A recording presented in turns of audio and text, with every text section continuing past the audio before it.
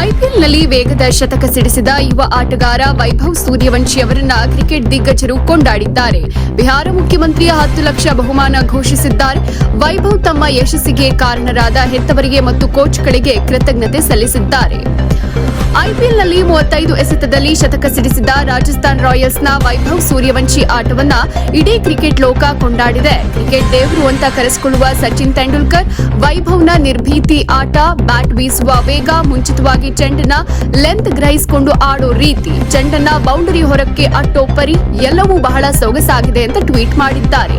ಇನ್ನು ವಿರಾಟ್ ಕೊಹ್ಲಿ ಇನ್ಸ್ಟಾಗ್ರಾಮ್ ಸ್ಟೋರಿಯಲ್ಲಿ ಒಂದ್ ಕಡೆ ಸಾಮರ್ಥ್ಯ ಹಾಗೂ ಮತ್ತೊಂದ್ ಕಡೆ ವೈಭವ್ ಸೂರ್ಯವಂಶಿ ಮುಂದಿನ ಪೀಳಿಗೆಯನ್ನ ಮುನ್ನಡೆಸಿರಿ, ದೇವರು ನಿಮ್ಗೆ ಒಳ್ಳೇದ್ ಮಾಡ್ಲಿ ಅಂತ ಬರೆದುಕೊಂಡಿದ್ದಾರೆ. ಯುವರಾಜ್ ಸಿಂಗ್ ನಿಮ್ಗೆ 14 ವರ್ಷ ವಯಸ್ಸಿದ್ದಾಗ ಏನ್ ಮಾಡ್ತಾ ಇದ್ರಿ?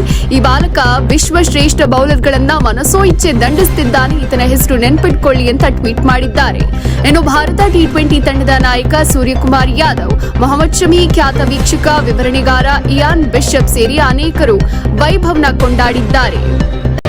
ಮತ್ತಷ್ಟು ಸುದ್ದಿಗಳಿಗಾಗಿ ನೋಡ್ತಾ ಇರಿ ಪಬ್ಲಿಕ್ ನ್ಯೂಸ್ 24x7. ಇದು ಸತ್ಯದ ಧ್ವನಿ.